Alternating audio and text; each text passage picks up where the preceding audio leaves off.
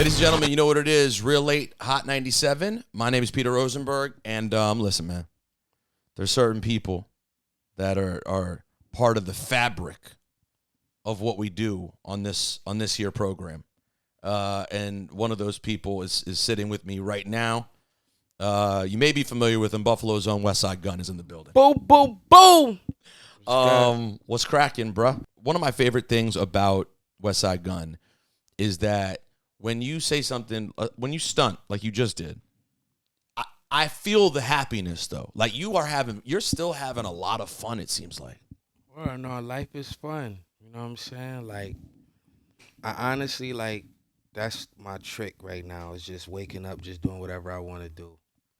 Like I'm at that point in life. You know what I'm saying? So I only do what make me happy.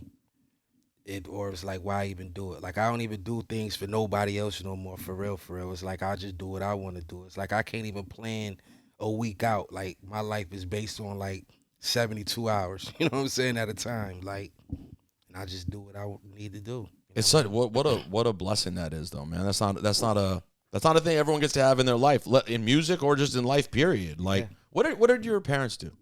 Well, I mean, my mom just chill and smoke weed all day. Okay. You know, that's it. She probably smoking a blunt right now. Shout out to Connie. You know what I'm saying?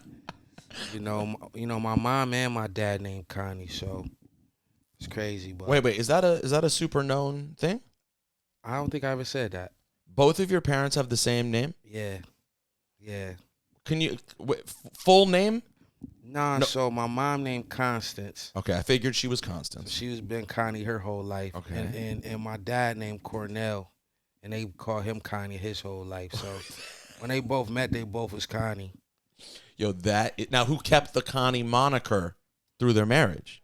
I mean, nah, they was never married. Man, you know I'm from the east side of Buffalo, man. Sorry, through their relationship, though. They call each other Connie? Yeah, they probably fucked a few times and made me, and then that's what it is. It's like, you know, we grew up like that, man. Like, that was the early 80s, man. You know what I'm saying? So, you know, it was different back then. You know what I'm saying? So that kind of was like, you know, I really wasn't around my pops like that, like sprinkled here and there, you know, like one of them, you know, go live with your dad, you know, type of moments. Because my mom was heavy just out there in the streets, you know what I'm saying? So I had one of the moms that was really like out there, you know what I'm saying? Thugging and all of that, you know what I mean? Oh, so wow. I grew up with a gangster mom. Like I grew up with a mom that could beat you up, shoot you, and cook a brick, and cooks the best chicken wings you ever had in your life. It was like one of them type of lives, you know what I mean? So I was really with like my grandmother and my Aunt Michelle. My Aunt Michelle, you know, rest in peace. That's like, you know, when I say Michelle Records, all of that, that's everything based on her. Oh, everything you've been saying recently, because I heard you just say the Michelle thing the other day. That's always referencing to your aunt? Yeah, that's who basically raised me, you know what I'm saying? So that's who introduced me to hip hop. That's who introduced me to being fly. So essentially, your mom was out there, correct, but was aware enough of her out there-ness to get help from her family, or did they jump in? Like, how did that happen that you ended up getting a lot of care from your grandma and your aunt? Yeah, I mean, you know, under the same household, you know, growing up, you know what I'm saying, it was my grandma, my granddad, you know what I'm saying, my mom, and my Aunt Michelle. My mom, like I said, she was out thugging. She had me at 16. So, you know, by the time, you know, I'm 10 years old, it could be wilding and going crazy and doing everything already at 10. She was only 26. You know what I'm saying? So she was still, yeah, so she was, when I was already skipping school to buy Jordans, she was only like 28 years old as a mother. When I was already skipping school to get Jordans. So, which must bug you out now as a father. Yeah. To think about being that age with a kid that age, like that challenge is crazy. Yeah. So that's what I'm saying. It was just like I had mine at 17, so she was a grandma at 34. You know what I'm saying? So it's different from us. Like that's what I'm saying. It's I don't know. I can't. You know, it's just hood shit, man. You know what I mean? It's just it came with the environment, the territory. But my mom was out there. You know what I mean? She only messed with like the gangsters, like the dudes that was, you know, fucking shit up, that was her peoples. You know what I'm saying? So Aunt Michelle was just ahead. Yeah, Michelle was wearing Gucci back then. You know what I'm Wow. saying? Yeah. All of that. Now, how cool has it been for you to have things go so well and be able to, provide your mom with the best weed and the most comfortable circumstances? Yeah. I imagine that must be pretty cool. Yeah, I definitely just gave her a QP of that Wendy. So I know she that's what I said. I know she's smoking, man. Shout out to my mom. But no, it's like my mom is so stuck in her ways that she won't even leave where she at. You know what I'm saying? Like, You've tried to get her to. of course, many times. Like, she could live anywhere she want to live. You see what I'm saying? And you're all over the place. I'm all over the place, but like she's still stuck in her ways. You know what I'm saying? Wants to be in Buffalo. Nah, she live. It's crazy. She live in Alabama. She don't even live in Buffalo. You know what I'm saying? How long she been in Alabama for? How'd she end up in Alabama? That's what I'm saying, Mom. Buffalo, you know how they say Alabama's. Papa a Rolling Stone?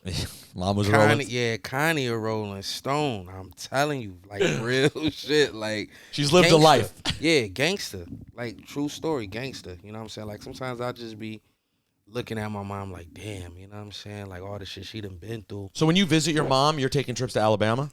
I don't go to Alabama no more. Like I used to live there for a minute. When I went on a run, I was in Alabama. And then when I got out, I was on paper, so I had to go to Alabama. But then I violated, went back to prison. And then when I came out that time, you know what I'm saying, I was based in Atlanta, you know what I'm saying? But my mom just stayed in Alabama. Like she been there since like 2005 maybe. Wow. 4. Wow. Yeah, so she just been there thugging it now. So, that's just her life. She been there for, you know what I'm saying, 17 years, 18 years. She don't want to leave. Like, she known in her little community. She stayed in the projects. I'm talking about she stayed in they basically kicked her out the project. She was still in the project. I'm talking about 2 years ago. She was still in the project, still. You know what I'm saying? For no reason. No reason. She could have a high rise. She could have the penthouse. She want to be in a project, but they kicked everybody. You know how people kick people out the projects and they move them to like the new subdivision that they built. Yeah. So that's where she live at now. In that new subdivision. Yeah, now, yeah. that is not a gene that you inherited. You seem to very much like being able to live. Oh yeah, my house different. 14,000 square feet. It's a difference. You know what I'm saying? You would get lost in my shit. Are you gated? Is that a gated community or regular? Yeah. So no, it's definitely gated. You know what I'm saying? You pull up, fountain, lake in the back, all that. You know. Do you ever get to have moments where, like, when you first move into a place, what are those experiences like when the people in the neighborhood see you with the chains and the jewelry, the cars? What are some of those early conversations like? Nah, I mean, like this community I stay in now, they don't even bother me. Like they bothered a few people that was visiting me. You know what I'm saying? Right. Because they like, what's going on? Who was this? Who was, because like I'm still me. Like it's nothing literally changed about me. It's just, I took it to another level. You know what I'm saying? But like I said, man, I grew up being fly from a young age because even like when Shell was able to get like her first jobs and all of that, she was the one that was buying me like the Jordans early. You know what I'm saying? So because she wanted me fly like she was. Like if I was her own kid, you know what I mean? So Right. The same way you go get Jordans for your kid, that's what she was doing for me. So I've been fly since early, you know what I mean? I remember like when the picture from Fly got, you know what I'm saying? Like the infamous picture when I was a kid with the chains on, that's from a real picture. And I was probably like 8 years old in that picture with like 3 chains on in. That was just shell joints. It was like, Wow. I just grew up, her and my Uncle Bacon, because my Uncle Bacon was on my dad's side.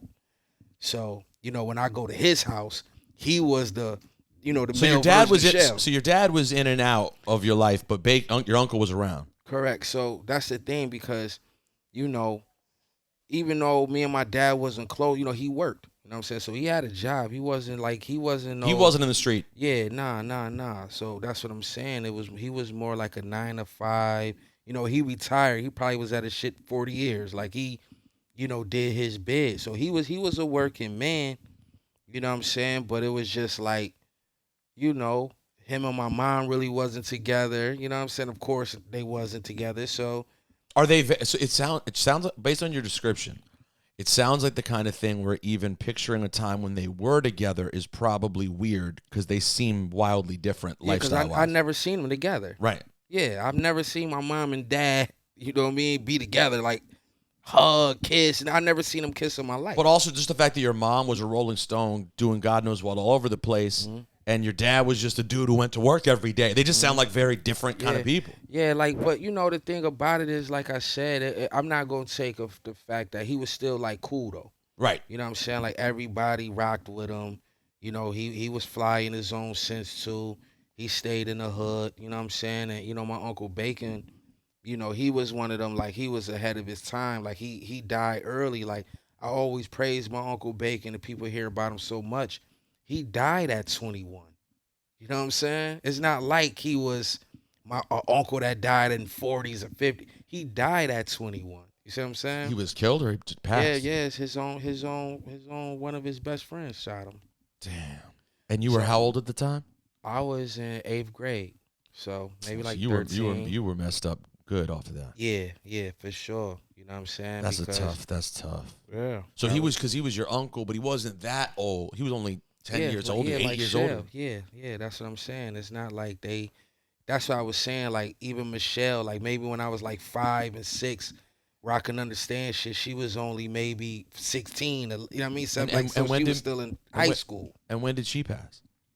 She just passed last year. She just passed in November. Oh, man. Yep. I'm sorry to hear that, man. How was that? How hard was that? Ah, man. You know, crazy. You know what I'm saying? Because like I said, you know, that's the person who really raised me. So, you know, I'm not going to take away nothing from my mom. But, you know, Michelle was my mom. Also. Yeah. So, oh, man. You know, that was a wild time. You know what I'm saying? Like, last year was bad. You know what I mean? Like, I had to keep just working and kind of like be in my zone. Because that's what I'm saying. My household was the, you know, kind of broken up. Her dad, like I said, I was raised on my grandma, my granddad. You know, my granddad passed 5 months before Michelle. So we was all in the same, like even till they passed, like Michelle, my granddad and my grandma still lived in the same house. So my grandma went from having no husband and no daughter 5 months from each other to people that she lived with her whole life. And prior to that, during COVID, you had a sort of scary COVID situation. Yeah. That hospital. I had it twice. Yeah, and the one hospital situation. Yeah. It was pretty rough, man. That is a tough time. Yeah, nah, that's what I'm saying. It was it was a wild couple of years, man. Just, you know, having COVID, going through what I go through. You know, we lost Shay to COVID.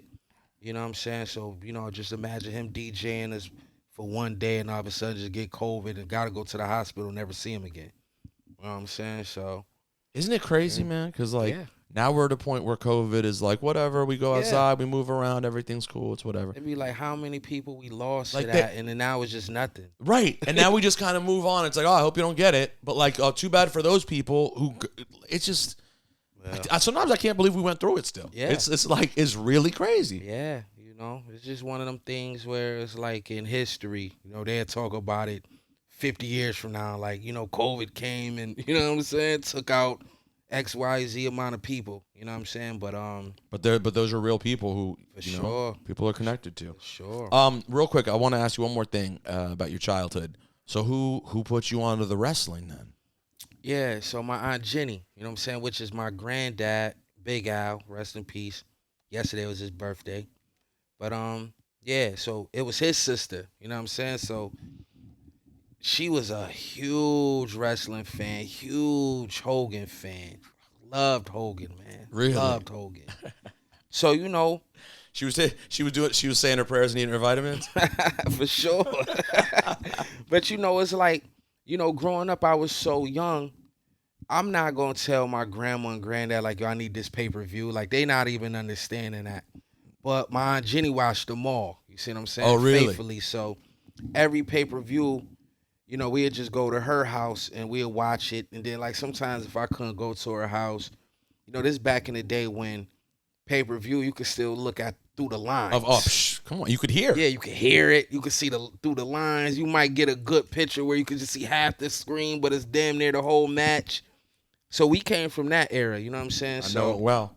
Yeah, so, you know, I really started being able to get it on my own in 8th grade, you know what I'm saying? So what I would do was I would have like all the kids that, you know, love wrestling in my class, and one of my homies, his pops, you know what I'm saying, they own a pizzeria. So he'd just give us the pizzas, and we'd do like a combo. Like you would come over the house and pay $10 and get some pizza and get to watch the pay-per-view. Like I was already like on some like hustler shit back then, like just trying to figure out ways to make money. And I always been cultured, but cause I wanted to figure out ways to be able to enjoy it and make sure I get to watch it. You know what I mean? Because we 12, we 13, you know what I mean? 14. So. And now here you are as a grown up, you know, friends with half the locker room of both companies. For sure. Front row at all the shows. For sure. I even sat front row New Japan, like 2 months ago, like in Japan. Like, wow. You know, that was crazy. Well, I've never been in Japan. Yeah, so for me to be able to go see New Japan, still front row in Japan, you know, it's crazy, because that's the thing, like, and everybody know this, like, I'm allergic to the second row. You know what I mean? Like, I have to be in the front row, to the point where I just made a whole culture, which is 4th rope. So 4th rope is, you know, it's 3 ropes to the ring. So the 4th rope is basically the front row. And that's where you're at. That's where I'm at, next level right now. And what plans do you have for the wrestling business? Well, of course I'm gonna do some shows, you know what I'm saying? And you know, the thing about it is, man, it's just, you know, I love doing merch, you know what I'm saying? Because I'm a designer, and I love being fly. And then, like I said, I also want to just put on shows in the indies. And it's just, that's the thing about me. It's like, I'm not even planning that far yet. It's just, I do what I want to do. You see what I'm saying? So, like, right now, you know, during Art Basel is when I want to put on my first show. You know what I'm saying? So, last year, I had a big art show, a big party. It was crazy. And the next day, I performed. So, it was a 2-day event. This year I want to make it 3-day event. So the first day I want it to be, you know, put on a whole show. Shout out to Brian from HOG. He gonna help out a little bit, because he more on the indie side. You know what I'm saying? Yeah. House of Glory, they still tapped in all the way up 1,000,000% on the indies, but they still know a lot of people in the locker rooms too. Right. And you know, he's just respected as well. So that's my guy. And I just told him, like, you know, let's still get up and do what we have to do. We can use some of the House of Glory guys. He could point me in the right direction of the best indie guys that he can just call right, you know, instantly, so we don't have to, because this is my first one. So, right. And is this, I'm going to need help for a while. I'm not one of them people where it's like, you know, I'm smart enough to know I don't know it all. Like, I could be the biggest fan in the world, but I don't know the actual business. So that's when it comes to, no, you got to bring someone in. That's one of the things people give Tony Khan a hard time for right now, is that he has the money, he has the love for sure, but he hasn't always brought in, like, everyone in the wrestling world makes the people like the Bruce Pritchards and the Johnny Aces. They make all those people like evil. You don't want them. But you have to have them. You have to have them. Yeah, or it wouldn't even. There has to be grown-ups who can be like, no, we need to do that. It's just the way it is. Michael P.S. Hayes is important. Like, these dudes need to be. So that's a great thing to recognize. Well, listen, I hope to be a part of it, man. I'll come do some commentary for some. Man, I you know, the thing about it is like, you know, I'm still 2 months out from the first show. It's people that literally hit me every day. What's going on with 4th rope? What's going on with 4th rope? I want to help. I want to do this. I want to do that. Let's just have a 10-minute meeting. Let's just put me to work. Let me find something for me to do. So it's so much support already for something I haven't even did yet, which is amazing. Amazing. And it's not like I can't afford who I need on the indie, because so basically I could really just put together any show I really want to do. Correct. That's the only thing that can limit you is people's contracts. Correct. With other places, but besides that, correct. No, you come into it from a totally different. You have the connections, the money. It's not even like you're doing it to make money. Like, it's just to do it.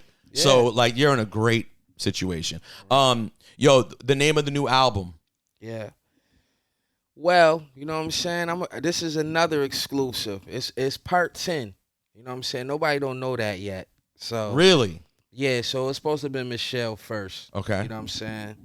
And you already know, you know what I'm saying? I have a notorious series called Hitler Wears Hermes, Yep. Hermes, which I started, 10 years ago, 2012. Okay. And every year at this time, I made part 1, part 2, part 3, all the way up to now. So it's only right if I ended on 10. You know what I'm saying? Because I feel like me ending it doing 9 of them, and people like, well, you skipped 9. The last one was 8, but 8 was side A and B. It came out 2 different times. I gotta tell you, I love this. Yeah, I love, yeah. and it also is like a cool kind of Easter egg. Like, wait, it went from 8 to 10. It's that's tight. Yeah. So nobody knows this yet. You know what I mean? And Wow. so this is exclusive. You know what I mean? I appreciate this. Yeah. So Hitler Wears Hermes 10. Yeah. The final one. the final one, because the thing was, the last one was gonna be the final one, but I felt weird doing 9 and not 10 of them. And like in anything, you always celebrate the 10th year. So it's like, how I'm not gonna celebrate the 10th year anniversary? I have to do that anyway, regardless. You know what I'm saying? So And think about how much better WrestleMania 10 was than WrestleMania 9. exactly. So You know what I'm saying? The ladder match. it's like you have to. It's like y'all already done been through 9 of them. You could do the last one. You know what I'm saying? And- even if I want to do a box set, anything, like I'm looking at all of that like a crazy art piece.